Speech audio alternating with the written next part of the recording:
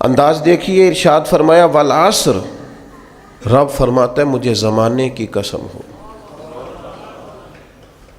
اللہ کو بھی قسم اٹھانے کی ضرورت ہے، مالک کریم کو بھی کیا حاجت ہے کہ وہ قسم اٹھائے، لیکن تاکید کر کے بات ذہن میں اتارنے کے لیے۔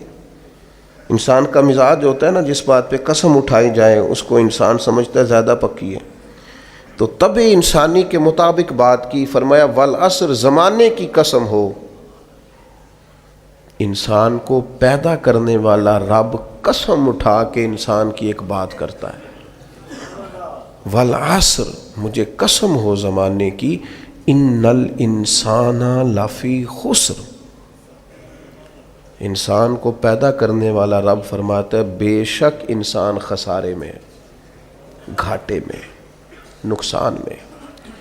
لوگ اس کو کہہ رہے ہیں بڑا سیٹ ہے، لوگ کہہ رہے ہیں بڑا کامیاب ہے، یہ بھی کہہ رہا ہے اللہ کا بڑا شکر ہے،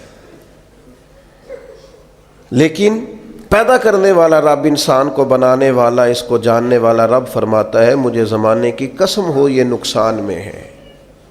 اور خسارہ، اس خسارے کو نہیں کہتے ہیں کہ لوگ کہتے ہیں میں نے کاروبار کیا تھا تو نفع نہیں ہوا، نقصان ہوا۔ خسارہ اس خسارے کو کہتے ہیں جو اصل مال بھی ضائع ہو جائے، راس المال بھی ضائع ہو جائے تو کہتے ہیں خسارہ ہوا ہے۔ یعنی اس کے پاس جو تھا اس میں بھی یہ خسارے میں، کہ یا اللہ سارے خسارے میں ہے؟ فرمایا نہیں، الا الذین آمنوا، جن میں 4 صفتیں پائی جائیں وہ نہیں خسارے میں۔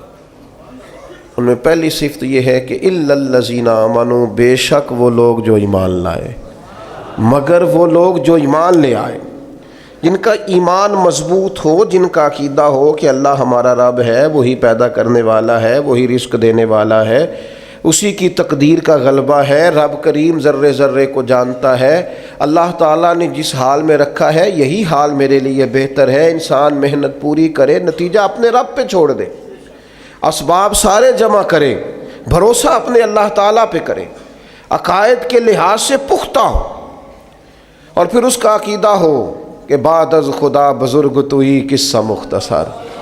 کائنات میں سب سے عرفہ والا، عظمتوں والے، شانوں والے، بلندیوں والے، رفتوں والے، کائنات کے امام، نبیوں کے امام، رسولوں کے امام، فرشتوں کے امام، محبوب مطلق اگر کوئی ہے تو جناب محمد الرسول اللہ ہے صلی اللہ تعالی علیہ وسلم۔ سب سے اولا ہو اعلیٰ ہمارا نبی، سب سے بالا ہو اعلیٰ ہمارا نبی، اپنے مولا کا پیارا ہمارا نبی، اور دونوں عالم کا دھولا ہمارا نبی۔ نظریاتی پختگی حاصل ہو، عقائد پختہ ہو، ایمان میں عقائد پوری طرح داخل ہے، عقائد اہل سنت کا پابند ہو بندہ۔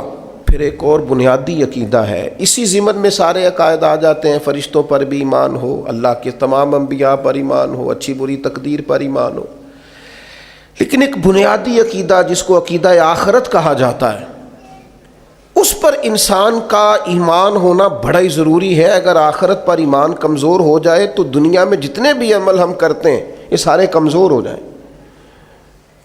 یہ جو لوگ ڈپریشن میں، ٹینشن میں، انزائٹی میں چلے جاتے ہیں اور ایک بات بار بار کرتے ہیں کہ میرے ہی ساتھ ایسا کیوں ہوتا ہے، آخر بڑی ہی کوشش کے بعد میں ہی ناکام کیوں رہ گیا، تو انہیں بتایا جائے گا کہ کامیابی پتہ کیا ہے؟ لا یستوی اصحاب النار و اصحاب الجنہ، اصحاب الجنت هم الفائزون۔ جنتی اور جہنمی برابر نہیں ہیں، کامیاب وہ ہیں جنہیں اللہ تعالیٰ نے اصحاب جنت بنایا ہے۔ جو جنتی ہیں وہ کامیاب ہیں، جس کو اپنی آخرت کے تعلق سے اللہ تعالیٰ نے فکر سلیم دی ہے، راہ ہدایت دی ہے، اعمال حسنہ پر استقامت دی، اور وہ سمجھتا ہے کہ میں محنت اپنی آخرت کو ٹھیک کرنے کے لیے کر رہا ہوں، جد و جہد میری اپنی قبر کے لیے، حشر کے لیے، آخرت کے لیے۔ آخرت پر جس بندے کی توجہ ہے وہ بندہ کامیاب ہے۔ اس لیے دنیا میں اگر دنیاوی طور پر کوئی ناکامی آ بھی جائے تو کوئی اتنی بڑی ناکامی نہیں ہے، اس لیے کہ اصل کامیابی آخرت کی کامیابی۔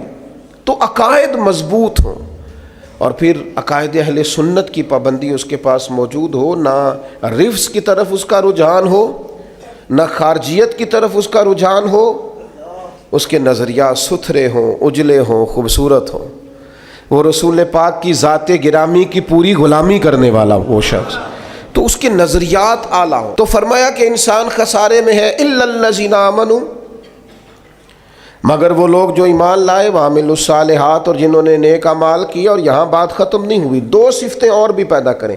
یہ دو باتیں ان کی اپنی ذات تک تھیں، آمنوا وعملوا الصالحات، یہ دو باتیں ان کے اپنے لیے تھیں۔ اب وہ سوسائٹی کو کیا دیں؟ دو کام معاشرے کے لیے بھی کریں، وتواصوا بالحق، حق بات کی نصیحت کریں وہ معاشرے میں، خیر کی بات کی نصیحت کریں، وائرل باتیں نہ کریں کہ آج کل یہ موضوع چل رہا ہے تو ذرا میں اس پر بولوں گا تو کچھ ویوز میرے بھی بڑھ جائیں گے، وائرل باتیں نہیں کریں وہ، وتواصوا بالحق، وہ حق بات کی نصیحت کریں، کلمہ حق کہیں اور حکمت کے ساتھ کہیں، ادعو الی سبیل ربک بالحکمہ، دانائی کے ساتھ کہیں، لوگوں کو سمجھانے کی نیت سے کہیں، کلمہ حق ان کی زبان پر آئے۔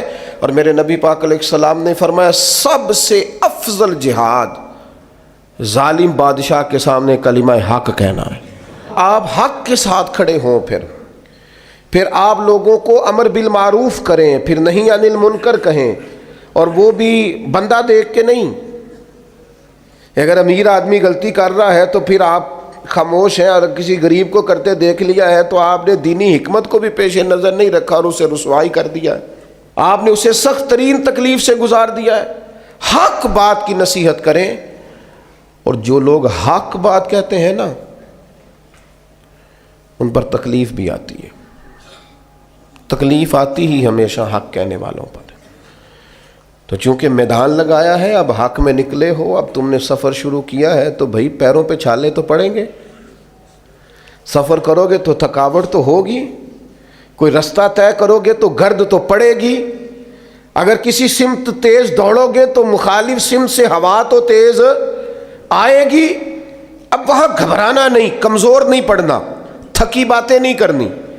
اب ایسا نہ ہو کہ تم نے معذرت خواہانہ رویہ اختیار کیا، وتواصوا بالحق وتواصوا بالصبر، وہ حق بات کی وصیت کرتے ہیں اور ایک دوسرے کو صبر کی تلقین کرتے ہیں۔ چار صفات پیدا کریں تو خسارے سے بچ سکتے ہیں۔